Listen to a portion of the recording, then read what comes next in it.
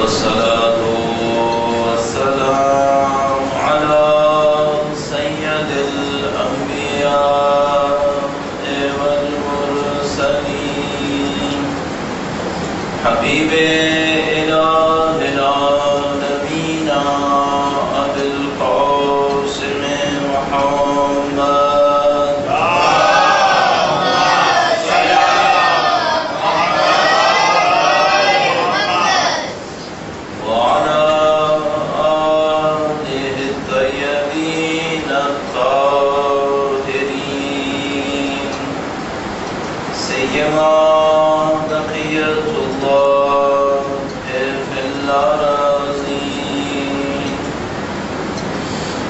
قال الله تعالى في كتابه الكريم بسم الله الرحمن الرحيم حسبت أن أصحاب الكهف والرقيم كانوا من آياتنا عجبا. درود بھیجیے گا محمد وآل محمد.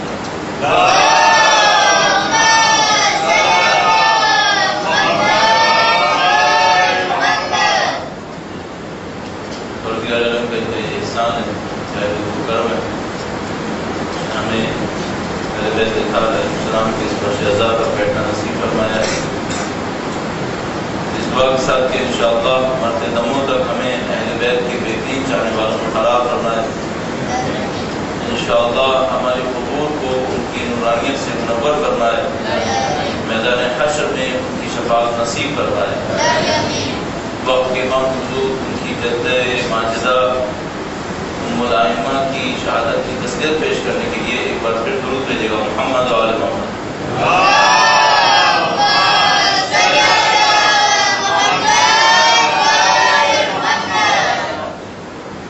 پروردگار عالم نے پوری دنیا کے نظام کو عدل کے اوپر بنایا ہے. جتنا بھی اللہ کا نظام ہے سب کو خدا نے اس طرح سے بنایا کہ جس کا جو حق ہے وہ اس کو ملتا رہے، جو ناحق ہے خدا تعالیٰ اس کو پسند نہیں کرتا. خدا خود عادل ہے، جو خود عادل ہے وہ ظلم پسند نہیں کرے گا. اس نے ہم سے بھی یہی کہا ہے کہ جو اس کی صفتیں ہیں اس کو ہم اپنے اندر لے کر آئے. اور کل آپ کی خدمت میں بہت تفصیل سے ہم نے عرض کیا کہ جو ہماری اور آپ کی زندگی کے ہونے کا مقصد ہے وہ یہی ہے کہ اپنے آپ کو خدا کے نزدیک لے کر جائیں. اس کو ہم کہتے ہیں قربتاً الی اللہ. نزدیک کس چیز میں لے کے جائیں گے؟ اللہ کی صفتوں کے اندر نزدیک لے کے جائیں گے. جتنا نزدیک جاتے جائیں گے اللہ کی صفتیں ہمارے اندر بڑھتی جائیں گی، ہماری زندگی کا مقصد پورا ہوتا جائے گا. اب آج دو باتوں پر اور گفتگو کریں گے، اور وہ یہ ہے کہ یہ کام ہوتا کیسے ہے. میرے اور آپ کے سامنے دنیا کے اندر جتنے لوگ ہیں یہ اللہ کے قرب میں مختلف ہیں. ایک آدمی ہوا ہے جس کا قرب خدا متعال سے بہت زیادہ ہے.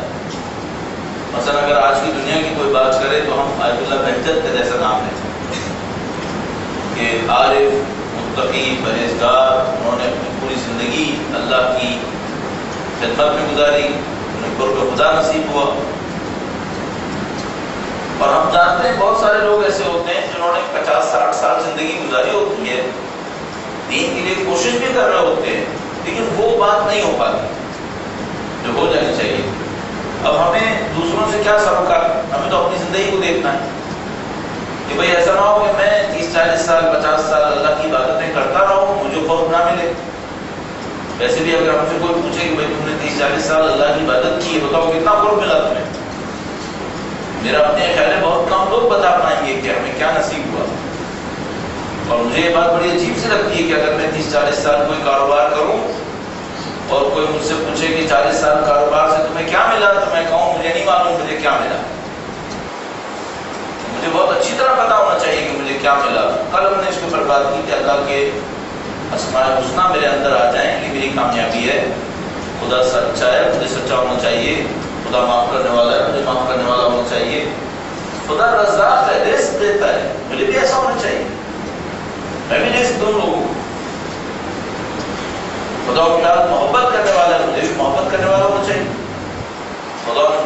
احسان کرنے والا ہے مجھے بھی احسان کرنے والا ہونا چاہیے. یہ ہمارا پورا نظام ہے, ہمیں ایسا ہونا چاہیے. اب ہوں گے کیسے؟ کچھ لوگ ہو جاتے ہیں, کچھ لوگ زیادہ ہو جاتے ہیں, کچھ لوگ کم ہو جاتے ہیں. تو اب ہمیں اور آپ کو یہ پتہ چلنا چاہیے کہ یہ راستہ چلتا کیسے ہے. اور اگر کوئی مجھ سے پوچھے تو میں کہوں گا کہ اس میں بہت ساری تفصیلات ہوں گی, لیکن میں آپ کو ایک پوائنٹ ایسا بتا دوں, ایک نقطہ ایسا بتا دوں کہ اگر آپ نے اس نقطے پر کام کر لیا تو سارا راستہ آسان ہے. اور میں گارنٹی سے کہہ رہا ہوں, 30 سال سے زیادہ ہو گئے طالب علم بنے ہوئے, اگر کسی نے اس نقطے پہ کام نہیں کیا وہ کبھی بھی یہ میدان نہیں جیت سکتا. اب وہ عبادتیں آپ بولو, شاید میں کہوں گا عبادت کون سی ہے, میں عبادت نہیں بتاؤں گا, میں آپ کو ایک اور چیز عرض کروں گا. اگر آپ اس پہ کام کریں گے آپ کو کامیابی نصیب ہوگی, اللہ کی طرف بڑھتے چلے جائیں گے, خدا تعالیٰ کا قرب نصیب ہوگا, کامیابی آپ کے تک پہنچ جائے گی. خدا نہ کرے اس پہ کام نہیں ہوا تو پھر بہت بڑا مسئلہ بن جائے گا, کوئی کامیابی نصیب نہیں ہوتی ہے اس میں. اب اس کو عرض کروں گا آپ کی خدمت میں, ایک بار پھر درود بھیجے گا محمد و آل محمد پر.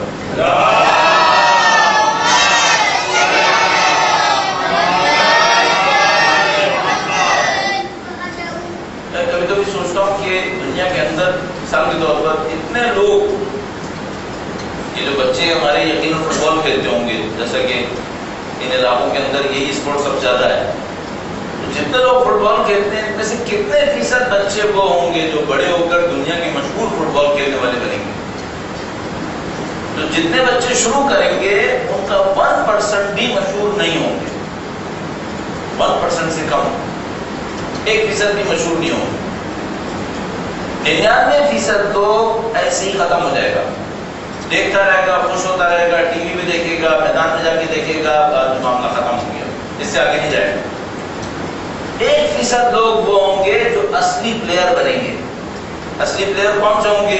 مثال کے طور پر جو کلبس کے اندر کھیلیں گے, بڑے بڑے کلبس کے اندر کھیلیں گے. اپنے بڑے کلبس کا نام بھی نہیں لینا چاہیے مجھے یہاں, تو وہ اصلی پلیئر ہوں گے. باقی سارے کیا ہیں؟ باقی سارے تماشائی ہیں, بیٹھ کے میچ دیکھنے والے ہیں. تو یہ دنیا جس کے اندر ہم زندگی گزار رہے ہیں اس میں بھی ایسے ہی تھوڑے سے لوگ ہیں جو اصلی کھلاڑی ہیں, باقی سب کیا ہے؟ تماشائی, کھیل دیکھ رہے ہیں. وہ جو اصلی کھلاڑی ہیں وہ کون سے ہیں؟ مثال کے طور پر لگا جیسے آگے پہچان, مراجع تفریح, گورفا بڑے بڑے, یہ اصلی کھیل کھیل رہے ہیں یہاں پر. اصلی کام ان کا ہے, ہم لوگ کا کام کیا ہے؟ ہم لوگ تماشائی بنے, تماشائی بنے, کھیل دیکھ رہے ہیں. تو ہم لوگ کو کیا کرنا ہے؟ ہم لوگ کو یہ کرنا ہے کہ بھائی ٹھیک ہے تم تماشائی تو ہو, لیکن تماشائی بھی کئی قسم کے ہوتے ہیں. ایک وہ تماشائی ہوتا ہے جس کو صرف ایک بات پتا ہوتی ہے, بال یہاں سے وہاں جانی ہے, اس کے سوا اس کو کچھ نہیں پتا ہوتا. ایک وہ تماشائی ہوتا ہے جس کو ساری چیزیں پتا ہوتی ہیں, کیسے کک لگتی ہے, کیسے بال گھومتی ہے, کون سی ٹیم میں کون سا پلیئر ہے, کون سا اچھا ہے, کون سا برا ہے, کس کلب نے کس بندے کو کتنے میں خریدا ہے, یہ ساری باتیں اسے پتا ہو. تو اگر کھلاڑی نہیں بن رہے تو تماشائی تو اچھے بن جاؤ کم از کم. تماشائی تو اچھا بننا چاہیے کم از کم. تو کھیل دیکھنے کا مطلب ہے کہ دنیا میں ہو کیا رہا ہے. تو ابھی جو میں آپ سے کہوں گا اس سے شاید کھلاڑی نہیں بنیں گے, لیکن تماشائی اچھے بن سکتے ہو. کہ اگر اس پہ کام کر لیں تو ہم لوگ اچھے تماشائی بن جائیں گے. ہم دیکھیں گے تو ہمیں پتا ہوگا بھائی یہاں پہ ہو کیا رہا ہے, ورنہ بہت سارے لوگوں کو پتہ ہی نہیں چلتا. بہت سارے لوگ تو بیچارے الٹا ان عرفا کا مذاق اڑاتے رہتے ہیں, ان کا مذاق اڑاتے رہتے ہیں. کیوں؟ انہیں کیا پتا کیا ہو رہا ہے یہاں. تو ابھی اچھا بننے کے لیے کیا کرنا چاہیے؟ دنیا میں اچھا بننے کے لیے کیا کرنا ہوتا ہے؟ آپ لوگ ماشاءاللہ زیادہ تر لوگ بزنس کرنے والے ہیں, زیادہ تر لوگ اپنے کام کو کرنا جانتے ہیں. تو مجھے ایک بات سمجھ میں آتی ہے, اگر کسی بھی فیلڈ کے اندر, کسی بھی کام کے اندر ایکسپرٹ بننا ہے, ماہر بننا ہے, آپ کا کام اچھا ہونا ہے, تو پھر آپ کو ایک چیز چاہیے. وہ کیا ہے؟ آپ کو اپنے اوپر کنٹرول ہونا چاہیے. اگر کنٹرول نہیں ہے نا پھر کام اچھا نہیں ہو سکتا, پھر کام خراب ہو جائے گا. مثلاً کیا؟ مثلاً ابھی بزنس کے اندر دیکھ لو, آپ نے دکان کھولی ہے, آپ کو کنٹرول نہیں ہے, ایک آدمی آپ کی دکان کے اندر آیا, آپ نے کہا پہلے دن ہی جتنا کھینچنا ہے کھینچ لو، پہلے دن دھوکہ دے کر جتنا لے سکتا ہو لے لو، چلو ٹھیک ہے لے لو گے، ایک دن دھوکہ دے گیا اس کو، یہ بیچارہ نقصان میں گیا، اگلے دن آئے گا آپ کے پاس نہیں آئے گا۔ آپ کو کیا چاہیے؟ آپ کو چاہیے کنٹرول کرو، کنٹرول دکھاؤ۔ شیطان تو کہہ رہا ہے کہ اس کو دھوکہ دے کے سب کچھ لے لو، لیکن آپ کنٹرول دکھاؤ اور آپ یہ کہو کہ نہیں مجھے ایک دن نہیں لینا ہے کہ میں دھوکہ دوں، مجھے اس سے ساری نسلیں کمانا ہے، اچھا دوں اس میں۔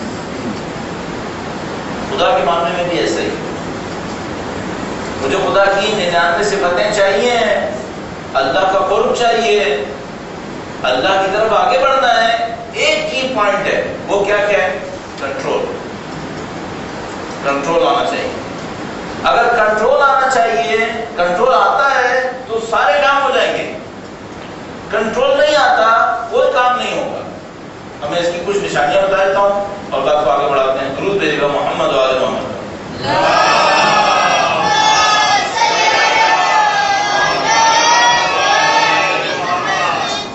بھائی اللہ نے نماز رکھی ہمارے لیے، نماز پڑھو اتنے بجے، پہلے منٹ میں پڑھ لو، اول وقت ثواب زیادہ ہے، آخر میں لے جا کے پڑھو حرام نہیں ہے، ثواب بہت کم ہے۔ نماز کا اثر پہلے وقت میں ہے، پہلے وقت میں نماز پڑھ لو، نماز کا اثر ہے، آخر وقت میں پڑھو گے نماز کا اثر بہت کم ہوگا، اور جماعت سے پڑھ لو تو کیا بات ہے۔ ایک روایت ہے ہمارے پاس، حضرت جبرائیل نے اللہ کے رسول سے کہا کہ میں انسانوں کو دیکھتا ہوں تو انسانوں کے کام میں مجھے کچھ کام اتنے اچھے لگتے ہیں، میرا دل چاہتا ہے میں انسانوں کی طرح وہ کام کروں۔ حضرت جبرائیل نے کہا کہ اے اللہ کے رسول، انسانوں کے 7 کام ایسے ہیں جو مجھے اتنے پسند ہیں، میرا دل چاہتا ہے میں بھی انسانوں کی طرح یہ 7 کام کروں۔ اللہ کے رسول نے پوچھا کون سے 7 کام ہیں جو تمہیں اتنا پسند ہے؟ تو ان کاموں کے اندر حضرت جبرائیل نے جو مجھے یاد آتا ہے پہلا کام گنوایا وہ یہ تھا کہ مجھے جماعت سے نماز پڑھنا پسند ہے۔ حضرت جبرائیل نے کہا کہ میرا دل چاہتا ہے کہ میں یہ کام کروں۔ اب 7 کاموں میں سے کچھ کاموں کو بات کے لیے رکھ لیتا ہوں، مثلا یتیم کا خیال رکھنا، کام مجھے پسند ہے کہ میں یتیم کا خیال کروں۔ کوئی شخص مر جائے اس کا جنازہ اٹھاؤں، بھائی مجھے پسند ہے۔ حج پر جا کر لوگوں کو پانی پلاؤں، جو مجھے پسند ہے، حج پہ جاؤں لوگوں کو پانی پلاؤں۔ یہ جتنے کام کرنے ہیں اس کے لیے کیا چاہیے؟ کنٹرول چاہیے۔ مثلا نماز اول وقت پڑھنا ہے، کنٹرول چاہیے، ادھر اذان ہوتی ہے میرا دل چاہتا ہے میں کچھ اور کروں، کنٹرول کروں گا اپنے اوپر، نماز اول وقت پڑھ لوں گا۔ جماعت سے نماز پڑھنا چاہتا ہوں، مجھے کنٹرول چاہیے، کنٹرول کروں گا، اپنے آپ کو شیڈول میں لے کر آؤں گا، نماز پڑھ لوں گا۔ مثلا نماز پڑھنے کھڑا ہو گیا، اچھی نماز کون سی ہے؟ وہ جس میں توجہ ہوتی ہے یا وہ جس میں انسان کا دماغ باہر گھومتا رہتا ہے؟ وہ جس میں توجہ ہوتی ہے۔ اگر توجہ کرنا چاہتا ہے تو کیا چاہیے؟ کنٹرول چاہیے، اپنے آپ کو کنٹرول کرے، اپنے دماغ کو کنٹرول کرے کہ میں خدا کے سامنے کھڑا ہوں۔ اگر دنیا میں نے کسی سے پیسہ لینا ہوتا ہو، اس کے سامنے جا کے کھڑا ہوں، اس سے کہتا ہوں مجھے پیسہ دینا ہے، لینا ہے تجھ سے پیسہ، مجھے دے دے۔ اگر اس وقت جب میں اس سے یہ کہہ رہا ہوں کہ مجھے پیسے دے دے، مجھے پیسے چاہیے، میری موبائل کی کال بجے تو کیا کروں گا؟ موبائل اٹھا کے بات کرنا شروع کروں، سکتا تھا رکنا میں ذرا بات کر کے آتا ہوں؟ نہیں، فوراً موبائل بند کروں گا کہ کہیں اس کا موڈ خراب نہ ہو جائے، پیسے بھی نہیں دے گا پھر مجھے۔ کیا ادھر ادھر دیکھتا رہوں گا؟ نہیں، اس کی طرف دیکھوں گا۔ کیوں؟ میرا اس سے کام پھنسا ہوا ہے۔ تو میں نماز میں کنٹرول کیوں نہیں کرتا؟ نماز میں میرا دماغ ادھر ادھر کیوں جاتا ہے؟ کنٹرول چاہیے مجھے۔ جتنے بھی آپ دین کے کام بولو نا، سب میں کنٹرول چاہیے۔ آپ حج کرنا چاہتے ہو، کنٹرول چاہیے۔ روزہ رکھنا ہے آپ کو، کنٹرول چاہیے۔ یہ ساری عبادتیں خدا ہمیں دیتا ہے اسی لیے کہ اس سے ہمارا کنٹرول بڑھ جائے۔ اچھا اگر کنٹرول بڑھے گا تو کیا فائدہ ہوگا؟ عبادتوں میں کنٹرول بڑھاؤ تو گناہ کے مقابلے میں کنٹرول خود بخود مل جاتا ہے۔ روزہ کیوں رکھوایا خدا نے؟ خدا نے کہا روزہ رکھو، کھانا مت کھاؤ، پانی نہیں پیو۔ خدا کو کھانا پانی بچانا ہے اپنا کیا؟ دنیا میں کھانا پانی کم ہے کہ وہ مجھے بھوکا رکھ کے میرا کھانا پانی بچائے گا اپنا؟ نہیں، ایسا نہیں ہے. تو مجھے کیوں بھوکا رکھتا ہے؟ وہ چاہتا ہے کہ میں یہ سیکھوں کہ کنٹرول کیسے کرتے ہیں. اگر کھانا اور پانی کنٹرول کرنا سیکھ لیا تو نفس کی خواہشات کنٹرول کرنا آ جائے گا. میں نفس کی خواہشات کو کنٹرول کر لوں گا. نفس کی خواہشوں کو کنٹرول کر لیا، میرا کام پورا ہو گیا. تو ایسا محترم، میں نے آپ کو راز بتایا، آپ کو پہلے سے پتا تھا. میں تو اپنی گفتگو کو پورا کرنے کی خاطر آپ کو بالکل پن پوائنٹ ایک نقطے پہ لے جا کے بتا دیا کہ بھائی یہ جو سارا دین کا کام ہے، یہ سارا آخرت کی کامیابی، دنیا کی کامیابی، ان سب کا ایک ہی راز ہے، کنٹرول. اور یہ جو بچے ہمارے ہیں نا، اگر بچوں کی اولاد کی تربیت کے حوالے سے بات کریں، جس کے اوپر میں انشاءاللہ ایک دن لگانے کی کوشش کروں گا، ان بچوں کو اگر ہم نے کچھ سکھانا ہے تو میں آپ کو منبر پہ بیٹھ کر کہہ رہا ہوں کہ ان کو جو سب سے بڑی چیز میں اور آپ سکھا سکتے ہیں وہ کنٹرول ہے. اگر ہم نے ان کو کنٹرول سکھا دیا، یہ دنیا اور آخرت میں کامیاب ہوگا. اور خدا اگر نعوذ باللہ تعالیٰ اگر ہمارے بچوں کو کنٹرول نہیں آتا، نہ دنیا نصیب ہوگی، نعوذ باللہ تعالیٰ، نہ آخرت. یہ سب سے اہم چیز تھی جو میں نے آپ کی خدمت میں عرض کی. اچھا، ہمیں کنٹرول کیسے آتا ہے اس کے بھی ایک ٹرک بتا دیتا ہوں، اس کا بھی ایک طریقہ بتا دیتا ہوں تاکہ کام اور آسان ہو جائے. درود بھیجے گا محمد وآل محمد پر.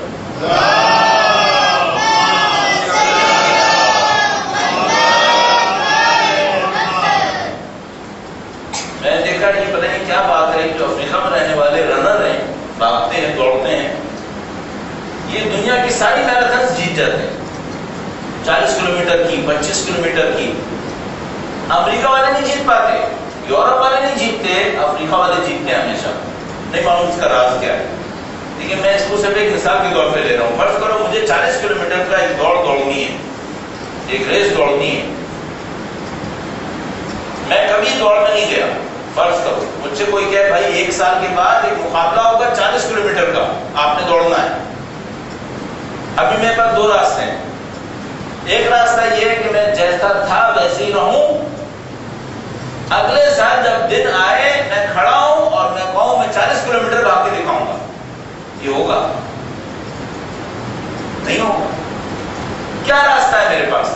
آج سے شروع کروں، آدھا کلومیٹر بھاگوں، کل تھوڑا سا اور بھاگ لیتا ہوں، اور پھر تھوڑا سا بھاگوں گا.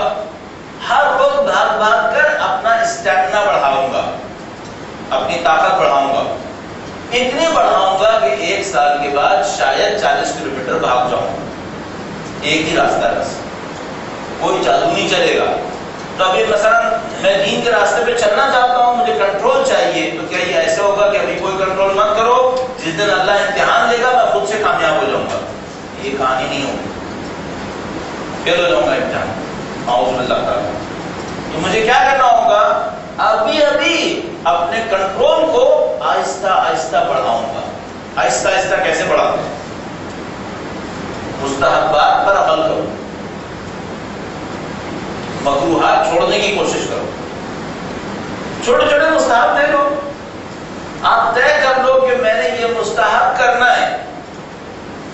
چھوٹا سا کوئی مستحب لے لو اور مجھے یہ کرنا ہے، اس کے اوپر پابندی سے پوری طاقت سے کرنا شروع کر دو. کیا فائدہ ہوگا؟ آپ کا کنٹرول بڑھ جائے گا. ایک مستحب کر لیا، ایک اور لے لو. ساری زندگی ایک کام کرو. میں اپنے آپ کو دیکھتا ہوں، میری زندگی کا زیادہ تر وہ گزر چکا ہوگا میرے خیال میں، اللہ جانتا ہے. تو مجھے کرنا کیا چاہیے؟ کبھی رکنا نہیں چاہیے. مرتے دم تک آگے بڑھنے کی کوشش کرنی چاہیے، رکنا نہیں چاہیے. ہم لوگوں کے اندر ایک خرابی ہے، ہم لوگ بعض اوقات تھوڑی سی خدا کے راستے میں کامیابی لیتے ہیں، سمجھتے ہیں بہت ہو گیا، بس کافی ہے. نہیں، کافی نہیں ہے. اسٹرگل، کوشش کرتے رہو، مسلسل کوشش کرتے رہو. تو آپ ایک مقرون ہو، اسے ترک کرو پوری پابندی سے. کیا آئندہ سے نہیں کروں گا، مثال کے طور پر ایسے ہی میں کہہ رہا ہوں مثال دینے کے لیے. بس اب فرض کرو ایک آدمی پانی پیتا ہے، مستحب ہے سیدھے ہاتھ میں پکڑے، مستحب ہے پینے سے پہلے سید الشہداء کو یاد رکھے، 3 گھونٹ میں پانی پیے، آخر میں الحمدللہ کہے. یہ مستحب ہے. اس میں دیر نہیں لگے گی. اس میں صرف کیا چاہیے؟ توجہ چاہیے، کنٹرول چاہیے. مستحب ہے قبلے کی رخ کھڑا ہو. کوشش کرو کتنا کر سکتے ہو. اچھا تو کوشش کریں گے تو کیا ہوگا؟ آپ کا کنٹرول بڑھ جائے گا. کنٹرول بڑھے گا تو کیا ہوگا؟ اللہ کی صفات کو اپنے اندر لانا آسان ہو جائے گا. اللہ کی صفات کو اپنے اندر لا سکوں گا. اگر میں اللہ کی صفاتوں کو اپنے اندر لاؤں گا تو کیا ہوگا؟ آپ خدا کا قرب حاصل کریں گے. آپ کو خدا کامیابی نصیب کر دے گا. یہ سارا راز اس طریقے سے بنے گا. آہستہ آہستہ آپ اپنے کنٹرول کو بڑھاتے رہیں. اور کنٹرول کو بڑھانے کا میں نے طریقہ کار بتا دیا. چھوٹے چھوٹے کاموں کو لے لو. رات کو سونے سے پہلے وضو کرنا. پابندی سے کہو بھائی میں رات کو سونے سے پہلے وضو کروں گا. اگر مجھے لیٹنے کے بعد یاد آیا کوئی بات نہیں، میں اٹھ جاؤں گا، کھڑے ہو جاؤں گا، پھر وضو کروں گا. کہنے کو آسان ہے، کرنے کو مشکل ہے. ہر صبح نکلنے سے پہلے وضو کر کے نکلوں گا. پابندی کر لو اپنے اوپر. مستحبات دے لو. مثال کے طور پر اگر مجھ سے کوئی پوچھے، میرا اپنا بیٹا پوچھے بھائی میں کون سی مستحب نمازیں پڑھوں، میں ان سے کہوں گا بیٹا نماز وہ فائدہ پابندی سے پڑھو. پابندی سے پڑھو. نماز وہ فائدہ طاقت دیتی، مجھ سے کروا دیتی. طاقت سے کرو، مضبوطی سے کرو، چھوڑو نہیں، ناغہ نہیں کرو. تمہارا کنٹرول بڑھ جائے گا، زندگی کامیاب ہو جائے گی. تو یہ پہلا پوائنٹ ہو گیا. اپنے کنٹرول کو بڑھائیں گے، اللہ کی طرف بڑھیں گے. اللہ کی طرف بڑھیں گے، ہمارے سارے مسائل حل ہیں. ہمیں کامیابی نصیب ہوتی ہے دنیا میں بھی اور آخرت میں بھی. انشاءاللہ خدا مجھے اور آپ کو اپنے راستے میں کامیابی نصیب فرمائے. درود بھیجے گا محمد و آل محمد پر.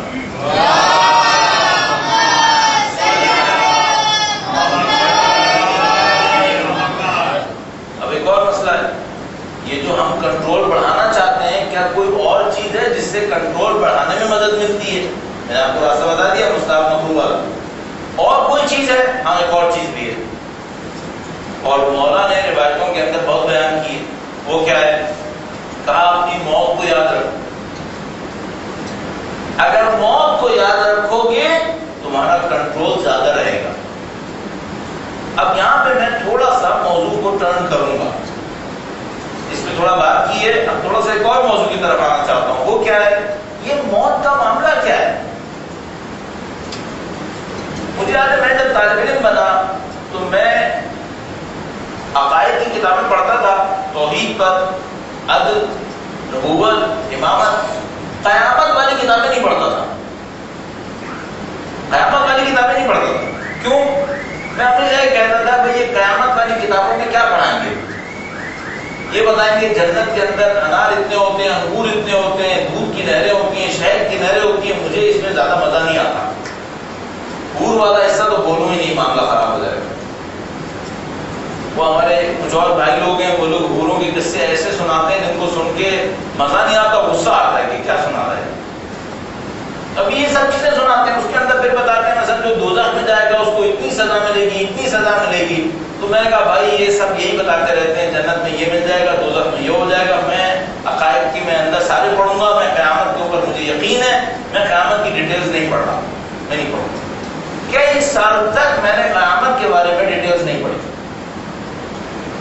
پھر کئی اتفاق سے مجھے کتاب ملی جو پتہ نہیں کسی مجبوری کی وجہ سے کوئی اور کتاب میرے پاس نہیں تھی، تو میں نے کہا چلو یہ کتاب میں پڑھ لیتا ہوں. وہ قیامت کے بارے میں، اور وہ کس کی کتاب تھی؟ وہ تھی آیت اللہ خمینی کی تقریروں سے انہوں نے چھوٹے چھوٹے ٹکڑے نکال کر ایک کتاب بنائی تھی. اس کتاب کا نام تھا معاد.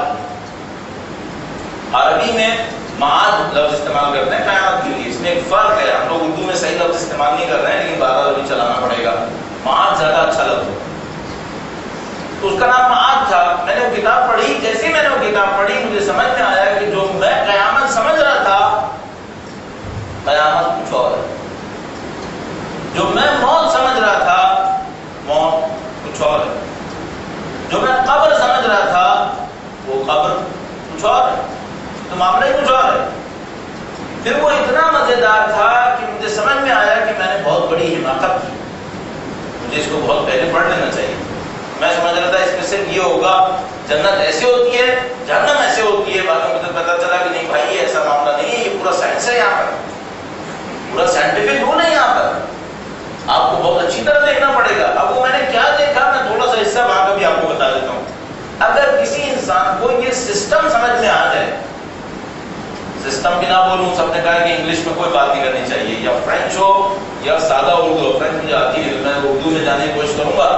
اگر کوئی یہ پورا نظام سمجھ لے ایک ایک کیا ہوتا ہے، تو پھر یقین مانو کہ آپ کا کنٹرول بھی اچھا ہے، آپ کی طلب بھی اچھی ہے. ہاں مجھے کرنا ہے. کب سمجھ میں آتا ہے یہ؟ جب آپ کو یہ پتا ہو بھائی آپ پیچھے کہاں سے آئے ہو، آگے کہاں جاؤ گے. جب جاؤ گے تو اس کے بعد کیا ہوگا. ابھی میں اسٹوڈنٹ سے مثال دیتا ہوں، طالب علم سے مثال دیتا ہوں، جو اسکول میں پڑھنے والے بچے ہیں ان سے ایک مثال دیتا ہوں. درود بھیجیں محمد و آل محمد.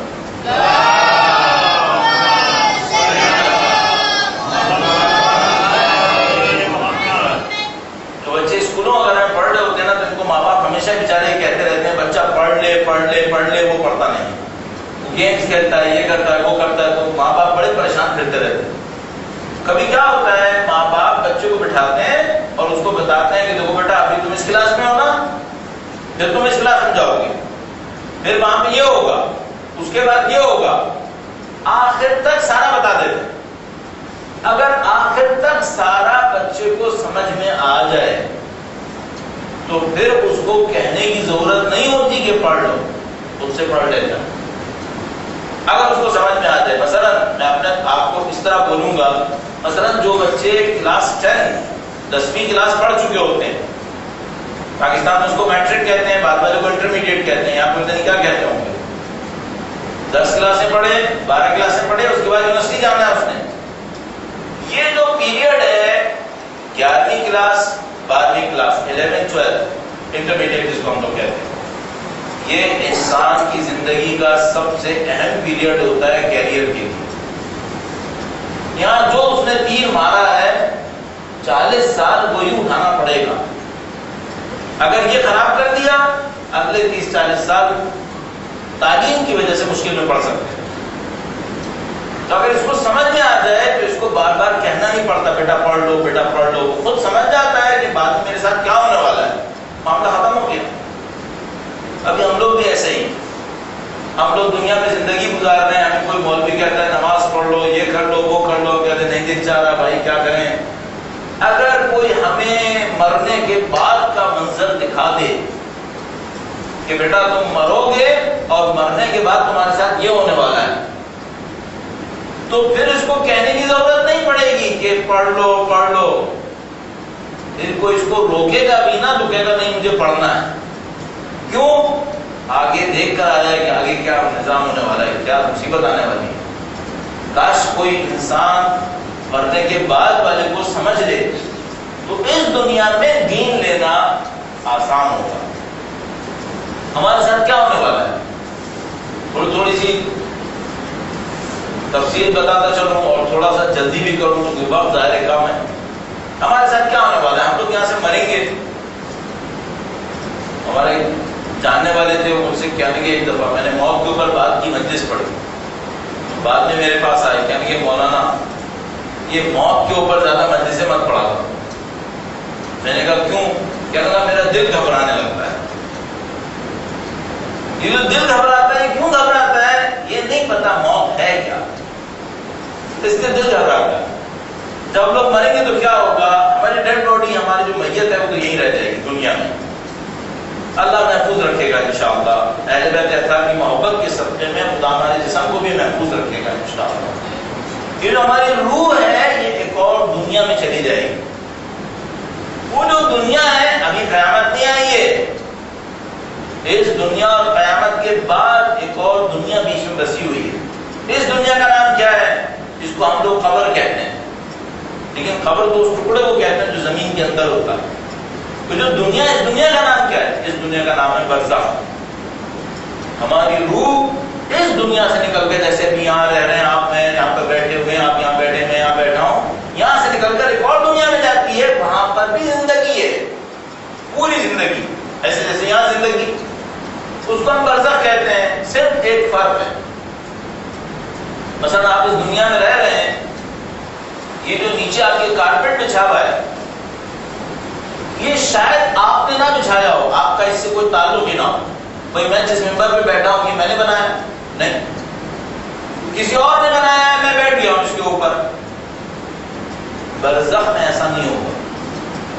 برزخ میں جو کچھ میرے پاس ہوگا وہ ہوگا جو میں نے ابھی اس دنیا سے بنا کر آگے بھیجا ہو، سب کچھ۔ مثلا اگر مجھے برزخ کے اندر فرض کرو کرسی چاہیے بیٹھنے کے لیے، مجھے یہاں سے بنا کے بھیجنی ہے۔ اگر مجھے اچھے کپڑے چاہیے مجھے یہاں سے بھیجنے ہیں۔ اچھا وہاں کی ہر چیز میری ہے، کسی اور نے نہیں بنائی۔ مثلا اگر وہاں پہ میرا ہمسایہ اچھا آدمی ہے تو کیوں ہے؟ یہاں پہ میں نے کوئی ایسا کام کیا ہے کہ مجھے وہاں ہمسایہ اچھا مل گیا ہے۔ اچھا اگر میں نے کوئی گڑبڑ کام کر دیا پھر کیا ہوگا؟ پھر ہمسایہ کوئی شیطان مل جائے گا۔ پھر میں وہاں پہ برزخ میں خدا سے کہوں گا خدایا یہ کس مصیبت میں پھنس گیا، یہ کون بدبخت آدمی میرا ہمسایہ بن گیا؟ تو خدا کیا کہے گا؟ میں نے تجھے بدبختی میں نہیں پھنسایا ہے، تو خود پھنسا ہے اس کے اندر۔ میں کہوں گا خدایا میں نے تو نہیں کہا تھا برزخ میں میرا بندہ یہ بندہ میرا ہمسایہ ہو۔ پھر وہ کیا کہے گا؟ کہے گا یہ بتاؤ جب تم دنیا میں کسی سے محبت کر رہے تھے تو تم کو نہیں پتا تھا جس کے ساتھ محبت کرو گے اس کے ساتھ رہنا پڑے گا؟ کیوں اس آدمی سے اپنا دل لگا کے بیٹھے تھے؟ ابھی مثال کے طور پر ہمارے بچوں کے وارڈ رومز کے اندر الماریوں کے اندر فٹ بال کھیلنے والوں کی تصویریں لگی۔ اب ایک بات سوچو، خدا نے تمہیں اگر برزخ کے اندر اس کی ہمسائیگی میں بھیج دیا پھر کیا ہوگا؟ اس کو تمہارا ہمسایہ بنا دیا پھر کیا ہوگا؟ جس سے محبت کرو گے اس کے ساتھ اٹھائے جاؤ گے، اس کے ساتھ بٹھائے جاؤ گے۔ تو دیکھ کے محبت کرو، دیکھ کے دوست بناؤ۔ تو ابھی دنیا کے اندر رہتے ہوئے مثال کے طور پر مجھے پیسہ کمانا اچھا لگتا ہے، مجھ سے کوئی پوچھے بھائی کون تمہیں پسند ہے؟ فلاں دولت مند بہت پسند ہے۔ اچھا بیٹا یہاں تو تم نے پسند کر لیا ہے، اگر خدا نے برزخ میں اسی کا ہمسایہ بنا دیا پھر کیا ہوگا؟ وہاں کیا کرو گے؟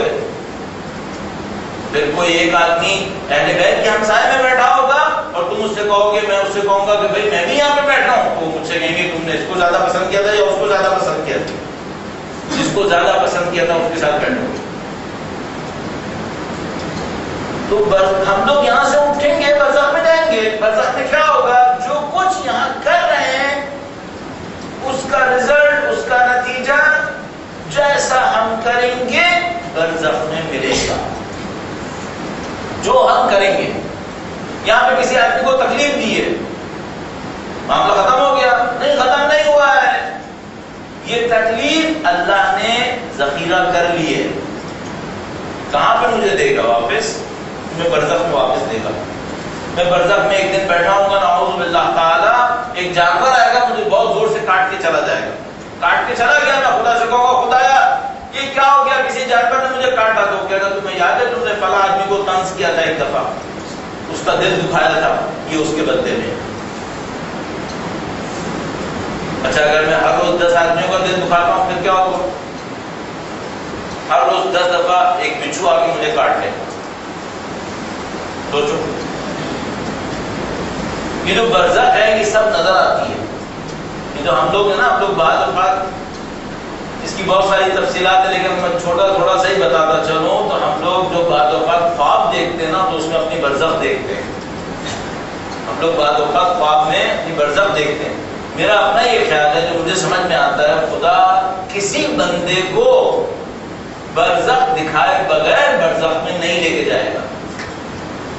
سب کو اسی زندگی کے اندر کم سے کم ایک دفعہ برزخ دکھاتا ہے کہ دیکھو تمہارا یہ حشر ہونے والا ہے، ابھی سمجھ جاؤ۔ تو ابھی ہم لوگ یہاں سے نکلیں گے برزخ میں جائیں گے، برزخ میں کیا ہوگا؟ جو کچھ ہم یہاں کر رہے ہیں وہ وہاں ملے گا۔ اب مثال کے طور پر برزخ میں فرض کرو کیا ہوگا؟ میرے ہمسائے کے اندر بہت اچھا ایک آدمی رہتا ہے، ہر وقت میرا خیال کرتا ہے۔ میں اللہ سے پوچھوں گا خدایا یہ تو نے کتنا اچھا ہمسایہ مجھے دیا، یہ کون ہے؟ تو اللہ بتائے گا یہ تمہاری نماز ہے، تم نے نمازیں اچھی پڑھی تھی نا تو ہم نے تمہیں نمازی ہمسایہ بنا دیا ہے، تمہارے کام آتا ہے۔ اپنا خیال کریں۔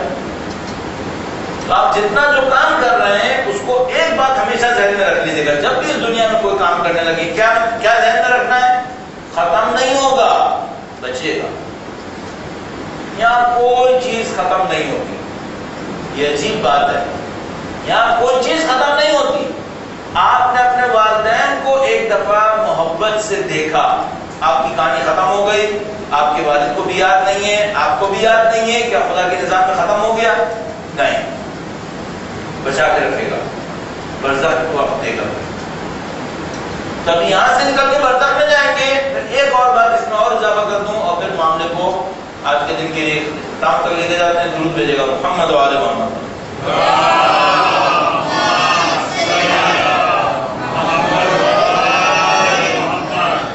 کل کی بات سے بھی جوڑنا ہے. ابھی کل ہم نے کہا تھا اللہ کے 99 نام ہیں، ان صفتوں کو اپنے اندر لے کر آؤ. اس کا برزخ میں کیا فائدہ ہوگا؟ برزخ میں ایک فائدہ ہونے والا ہے، میں بتاتا ہوں. برزخ میں کچھ انسان یہاں سے مریں گے، برزخ میں جائیں گے، جب اٹھیں گے تو دیکھیں گے کہ ہمارا جسم اور خوبصورت ہو گیا. پہلے اچھے نہیں تھے، اب اچھے ہو گئے. یہ بہت خوش قسمت لوگ ہوں. کچھ لوگ اٹھیں گے دیکھیں گے پہلے دنیا میں اچھے بڑے خوبصورت تھے، یہاں پہ جو اٹھے ہیں یہاں کا ہمارا حشر خراب ہے. کچھ لوگوں کے ساتھ ایسا ہوگا، وہ اس دنیا سے انسان بنیں گے، مریں گے، جب برزخ میں اٹھیں گے جانور ہو جائیں گے. تو وہ خدا سے پوچھیں گے خدایا ہم تو انسان تھے، کہ تو نے ہمیں جانور کیوں بنا دیا؟ قرآن کریم میں ایک آیت کریمہ ہے کہ ایک آدمی اٹھے گا برزخ میں، محشر میں، دیکھے گا میں اندھا ہوں. تو وہ خدا سے کہتا ہے خدایا تو نے مجھے اندھا کیوں اٹھایا؟ لما حشرتنی اعمی وقد كنت بصیرا. تو نے مجھے اندھا کیوں بنا دیا جبکہ میں تو آنکھوں والا تھا؟ تو خدا جواب میں کہے گا کہ دنیا میں تو میری نشانیوں کو ان آنکھوں سے نہیں دیکھتا تھا نا، اب میں نے تیری آنکھیں دے دی، ختم ہو گیا معاملہ، اب تو اندھا ہے. کیوں؟ میں نے آنکھیں دی تھیں نشانیاں دیکھنے کے لیے، تو نے نہیں دیکھی. تو نے آنکھ سے کام ہی نہیں لیا جو میں چاہ رہا تھا، تو آنکھ سے گناہ کرتا رہا. اب تجھے آنکھیں نہیں ملیں. کچھ انسان یہاں سے مریں گے، جب اٹھیں گے تو جانور بنے ہوئے ہوں گے. وہ خدا سے پوچھیں گے خدایا، مثال کے طور پر ایک بہت بدبخت گروپ انسانوں کا ایک گروہ چونٹیاں بن جائے گا. چونٹیاں انگلش میں تو ہارٹ کہتے ہیں، بعد میں تو فرینچ میں کیا کہتے ہیں، چونٹی بن جائے گا. جتنے بھی لوگ محشر میں ہوں گے انہیں کچلتے رہے، کچلتے رہے، کچلتے رہے. تو یہ لوگ کیوں چونٹیاں بن جائیں گے؟ چونٹیوں کی صفت ہوتی ہے چونٹیاں اسٹور کرتی رہتی ہیں، ذخیرہ کرتی رہتی ہیں. تو جواب ملے گا کہ یہ وہ لوگ تھے جو انسانوں کی ضرورتوں کی چیزوں کو اسٹور کرتے رہتے تھے، ان کو نہیں دیتے تھے، ان کو تڑپا تڑپا کے مارتے تھے. ہم نے ان کو چونٹی بنایا ہے. ایک انسانوں کا گروہ آئے گا نعوذ باللہ تعالی کسی درندے کی شکل، جانور. وہ پوچھیں یہ کیا ہوا، یہ کیوں ایسے ہیں؟ کہا یہ وہ انسان تھے جو دوسرے انسانوں کو تنگ کرتے رہتے تھے، اذیت کرتے تھے، ہم نے ان کو ایسا بنا دیا. اس کا مطلب کیا ہے؟ جو آپ کی اور میری صفتیں ہیں نا، اس سے ہماری شکل بنے گی برزخ کے اندر. میں سچا آدمی ہوں، مجھے سچے کی شکل ملے گی. نعوذ باللہ تعالیٰ اگر جھوٹا ہوں تو مجھے برزخ میں جھوٹے انسان کی شکل ملے گی. متکبر کی شکل، جس کے اندر تکبر ہوتا ہے، ایروگنس، غرور ہوتا ہے، اس کی شکل کچھ اور ہوتی ہے. دھوکہ دینے والے کی شکل کچھ اور ہوتی ہے. میں نے بتایا کچھ انسان ہوتے ہیں، کچھ اصلاً جانور ہو جاتے ہیں. ابھی اگر میں خدا کی 99 صفتوں کو اپنے اندر نہیں لاؤں گا، غلط صفتیں میرے اندر ہوں گی، یہ غلط صفتیں مجھے برزخ میں انسان نہیں بننے دیں گی. اچھا پھر کیا ہوگا؟ یہ برزخ میں اٹھے گا نعوذ باللہ تعالی جانور. اب پہلے اتنی سزا ملے گی، اتنی سزا ملے گی کہ یہ جانور کی شکل ختم ہو، یہ انسان بنے. جب یہ انسان بنے گا تو 0 سے معاملہ شروع ہوگا. پھر اتنی سزا اٹھائے گا کہ جو کام یہاں کرنا تھا اور نہیں کیا تھا اس کی سزا ملے گی. تو ابھی جیسے ہی مریں گے برزخ جائیں گے، برزخ جائیں گے، وہاں ساری آنکھیں کھل جائیں گی. جو کچھ ہم نے کیا وہ ہمارے سامنے بالکل نظر آئے. ہاں بھائی یہ ہو. ابھی میری ساری صفتیں چھپی نہیں، آپ کو کیا پتا میں کون ہوں؟ آپ کی ساری صفتیں مجھ سے چھپی نہیں ہیں، مجھے نہیں پتا آپ کون ہیں. جیسے ہی برزخ میں ہم لوگ شامل ہوں گے، داخل ہوں گے، میرے اندر کے راز کھل جائیں گے، میرے چہرے کے اوپر صاف سمجھ آ جائے. برزخ میں ہمارے اندر کا انسان باہر آ جائے گا. اندر کو اچھا کرو، اندر کی کوالٹیز اچھی کرو. ابھی تو خدا نے چھپانے کے لیے شکل دی ہے، برزخ میں کوئی شکل نہیں ہے، اندر باہر ہے. پھر مسئلہ خراب ہو جائے گا. تو اگر کسی کو کام کرنا ہے ابھی کام کرے، اپنی صفتوں کو صحیح کرے. کون کون سی صفتوں کو؟ مثلا اگر غرور ہے چھوڑ دے، ہمبل ہو جائے، متواضع ہو جائے. اگر مکاری ہے چھوڑ دے، ہمدردی دکھائے. ظلم ہے چھوڑ دے، انصاف کرے. اچھی صفتوں کو اپنے اندر لے کر آئے. اس طرح ہمارا پورا نظام چلے گا. میں نے کل آپ کی حضرت میں ایک جملہ عرض کیا تھا، خدا نے 3 دین نہیں دیے ہمیں، ایک دنیا کے لیے، ایک آخرت کے لیے، ایک معاشرے کے لیے. 3 دین نہیں دیے، ایک ہی دین دیا. اس ایک دین میں خوبی کیا ہے؟ دنیا بھی سنبھالتا ہے، آخرت بھی سنبھالتا ہے، معاشرہ بھی سنبھالتا ہے. اگر میں اللہ کی صفتوں کو اپنے اندر لے کر آؤں گا، اس دنیا میں بھی اچھا، برزخ بھی اچھی، آخرت بھی اچھی، معاشرہ بھی اچھا ہے، لوگ بھی اچھے ہیں ہمارے ساتھ. آخر میں اللہ کے نبی کی ایک روایت اور عرض کروں گا اور چند جملے مسائل کے آپ سے ہمیں تمام درود بھیجے گا محمد و آل محمد.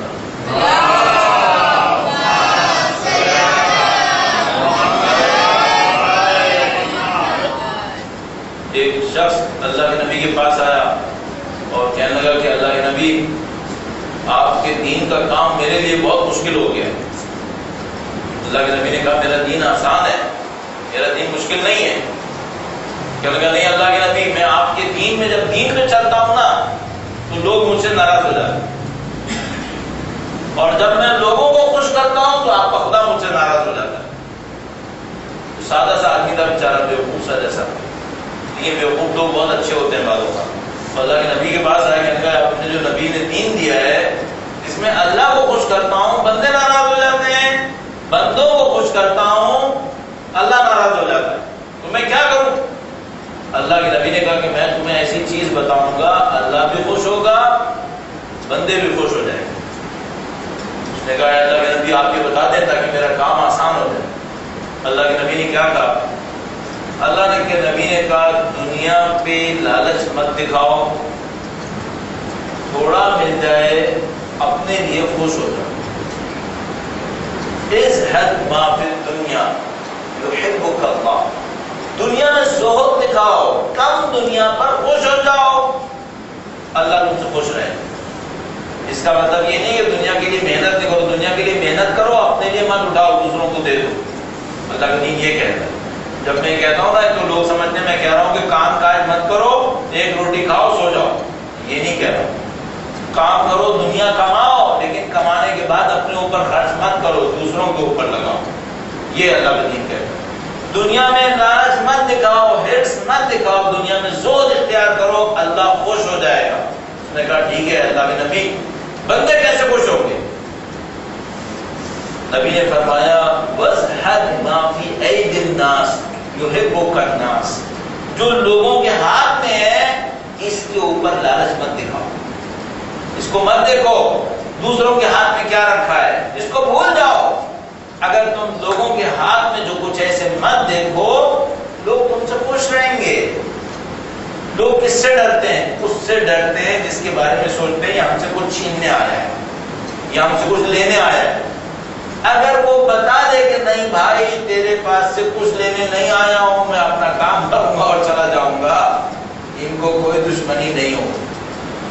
تو اللہ کے نبی نے کہا دنیا میں زہد اختیار کرو، خدا تم سے خوش رہے گا.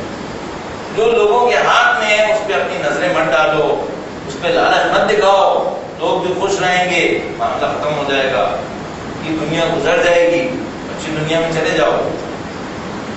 اہل بیت نے ہمیں یہی سکھایا، سب کچھ سکھا دیا جس سے ہماری دنیا اور آخرت بن جائے. معاشرہ بھی اچھا ہو جائے گا. ایسا نہیں ہوگا میں اچھا ہو جاؤں گا میری آخرت اچھی ہو جائے گی سوسائٹی تباہ ہو جائے گی. نہیں، سوسائٹی تباہ نہیں ہوگی، سوسائٹی بہت اچھی ہو جائے گی، معاشرہ بہت بہتر ہو جائے گا، لوگ اچھے ہو جائیں گے اگر ہم اچھے ہو گئے.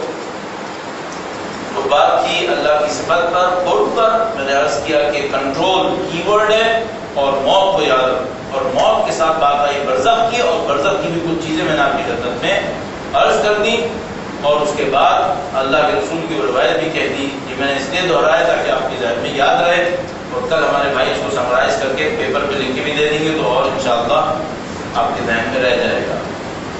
اور آخر میں ہمیشہ کی طرح اس بات کو سوچنا ہوگا، ہم نے یہ سب سیکھا کہاں سے، کس نے ہمیں سکھایا؟ اس سکھانے والے نے ہمیں کتنی محبت سے سکھایا، قربانیاں دے دے کے سکھایا۔ ہم سے جو نہیں سیکھ رہے تھے ان کے بھی دروازے پہ جا جا کے سکھایا ہے کہ سیکھ لو، محبت سے سکھایا۔ مولانا نہج البلاغہ میں اللہ کے نبی کے لیے ایک خطبے میں جملہ استعمال کیا، کہا طبیب دوار بطبہ، اللہ کے نبی وہ ڈاکٹر تھے، وہ حکیم تھے جو اپنی دوائی لے کے مریضوں کے پاس جاتے تھے۔ ہے کوئی مریض جس کو میں دوا کھلاؤں اس کی بیماری دور ہو جائے؟ طبیب دوار بطبہ۔ اور اہل بیت اطہار علیہ السلام نے اپنے جد امجد نبی سے سیکھ کر سب انسانوں کو قربانیاں دے دے کے سکھایا۔ ہمیں کوئی نبی ایسا نہیں پتا جس کی 12 نسلیں شہید ہوئی، کوئی نبی نہیں۔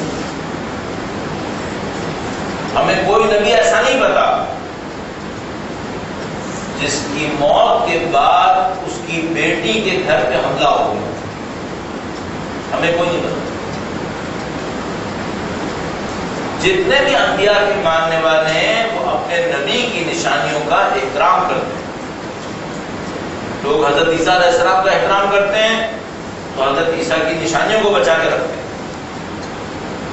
اور مجھے تو تعجب ہوتا ہے بعض اوقات، مثلا آپ سنو گے کشمیر کے اندر زیارت گاہ میں اللہ کے رسول کا بال بچا کے رکھا ہوا ہے، کہیں کہتے ہیں ہم نے اللہ کے رسول کی جوتیاں بچا کے رکھی ہوئی، کہیں پہ کہتے ہیں ان کا امامہ بچا کے رکھا ہوا۔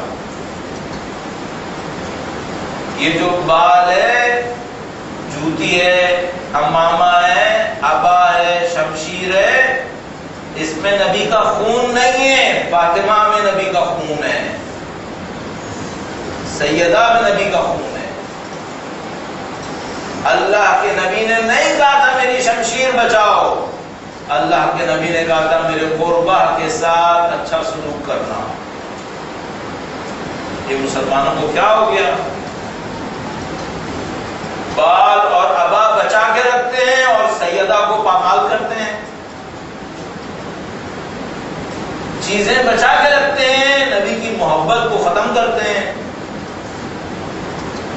اللہ نے میرے اور آپ کے اوپر لطف کیا ہے، کرم کیا ہے، ہمیں سیدہ کا ماننے والا قرار دے دیا، ان کا چاہنے والا قرار دے دیا۔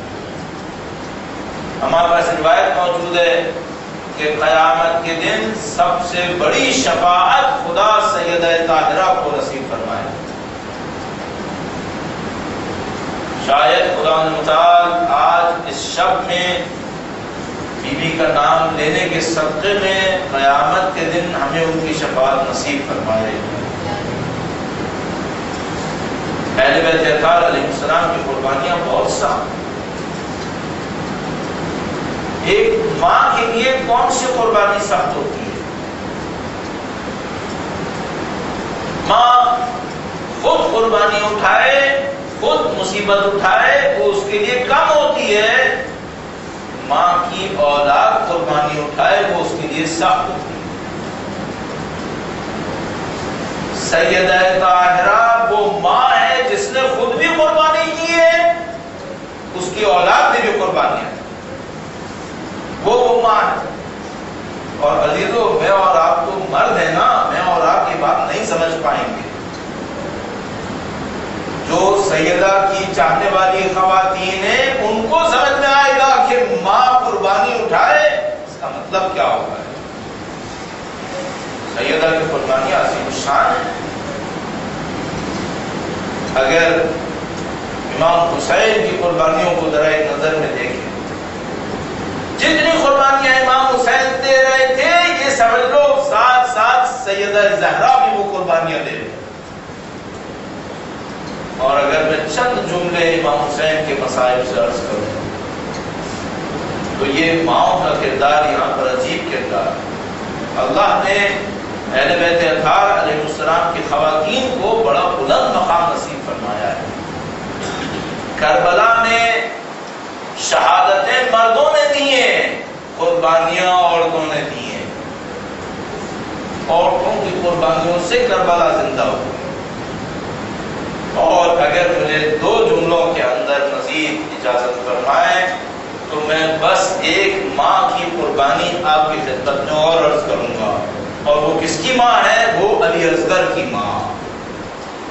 وہ علی اصغر کی کہ جب امام حسین خیمے کے دروازے پر آئے اور کہا کہ بچہ مجھے دے دو، تو میں کہوں گا خدایا تو نے حضرت موسیٰ علیہ السلام کے واقعے کے اندر قرآن کریم میں لکھا وَرَبَطْنَا عَلَىٰ قَلْبِهَا، ہم نے موسیٰ کی ماں کے دل کو مضبوط کر دیا، اور اتنا مضبوط کیا کہ اس نے موسیٰ کو لکڑی کے صندوق کے اندر ڈال کر پانی پہ بھیج دیا.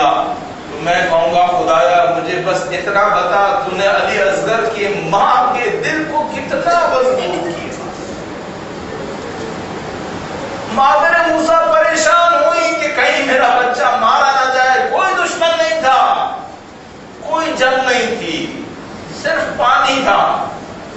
اور یہاں علی اصغر کی ماں مطمئن ہے کہ میرا بچہ امام حسین کے ہاتھ. اس نے بےتابی نہیں دکھائی. امام نے کہا بچہ مجھے دے دو، اس نے بچہ دے دیا. بس ایک جملہ کہا مولا جو یہاں دروازے سے باہر گیا ہے پھر واپس نہیں آیا، اور میرا بچہ تو بس 6 مہینے کا ہے. اور کچھ نہیں کہا. امام حسین علی اصغر کو اٹھا کر لائے، لوگوں کے سامنے ہٹایا، اور لوگوں سے امام نے بس ایک جملہ کہا اگر پانی سے ہماری طاقت بڑھ جائے گی تو اس بچے کو پانی پلا دو، اس سے کسی کی طاقت نہیں بڑھے گی. اس کو پانی پلا دو. جب تمہاری ہمارے ساتھ تھی، ہمارے مرد شہید ہو گئے، اب یہ بچہ بچہ ہے، اس کی کیا غلطی ہے؟ علی اصغر نے بھی جنگ لڑی ہے، بہت بڑی جنگ لڑی ہے. جو کوئی نہ کر سکا وہ علی اصغر نے کر دیا. علی اصغر کو جب ہاتھوں میں اٹھایا گویا علی اصغر نے منہ کھول کر اپنی ننھی زبان ہونٹوں پر گھمائی. اب جو ننھی سی زبان ہونٹوں پہ گھمائی تو عزیز و مقاتل کے اندر لکھا ہے عمر سعد کا لشکر منہ پھیر کے رونے لگا. لشکر میں سے آوازیں آنے لگی کہ عمر سعد اگر تو نے علی اکبر کو پیاسا مار لیا ہے تو اب علی اصغر کو کیوں پیاسا مار رہا ہے؟ وہ فوجی تھا، یہ فوجی بھی نہیں ہے، اس کو تو پانی دے دے. عمر سعد نے دیکھا کہ معاملہ خراب ہونے والا ہے، ہرملا سے کہا تیر چلا. اس ظالم نے تیر چلایا. عمر سعد سے پوچھا باپ کا نشانہ لوں یا بیٹے کا؟ اس لعین نے کہا بیٹے کا نشانہ لے تاکہ باپ کے دل کو تکلیف پہنچے. بس ایک تیر چلا. عزیزو میں نے بہت سنا ہے، میرے پڑھنے والے دوست پڑھتے ہیں علی اصغر کا گلا چھد گیا. چھدنے کا مطلب کیا ہوتا ہے؟ سوراخ ہو گیا. اس کا مطلب ہے کہ تیر گلے میں سے یہاں سے لگا اور وہاں سے نکل گیا، تو یہ سوراخ ہو گیا. لیکن واللہ مقاتل میں اس سے زیادہ لکھا ہے. مقاتل میں کیا لکھا ہے؟ مقاتل میں یہ نہیں لکھا کہ چھدا، لکھا علی اصغر ذبح ہو گیا. علی اصغر ذبح ہو گیا. علی اصغر کی ماں نے جب اپنے بچے کو دیکھا تو دوسرا جملہ کہا میرے بچے یہ بتا کہیں شیر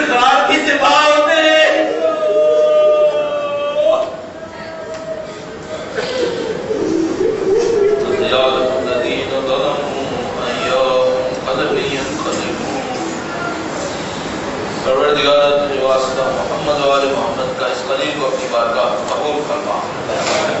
اے پاک پروردگار، جنہوں نے امام حسین پہ ظلم کیا انہیں بدترین عذاب میں مبتلا فرما، جنہوں نے سیدہ طاہرہ پہ ظلم کیا انہیں بدترین عذاب میں مبتلا فرما۔ اے پاک پروردگار، اولاد سیدہ طاہرہ کو دنیا اور آخرت میں کامیابیاں نصیب فرما، پرچم اہل بیت کو دنیا کے کونے کونے تک پہنچانے کی طاقت نصیب فرما۔ اے خدایا، وقت کے امام کے ظہور میں تعجیل فرما، ہمیں ہماری اولادوں کو ان کے جانثاروں میں قرار فرما، ہماری زندگیوں کا اختتام امام وقت کی نصرت کی راہ میں شہادت قرار فرما۔ ربنا تقبل منا انك انت السميع العليم بجاه محمد وآله الطاهرين۔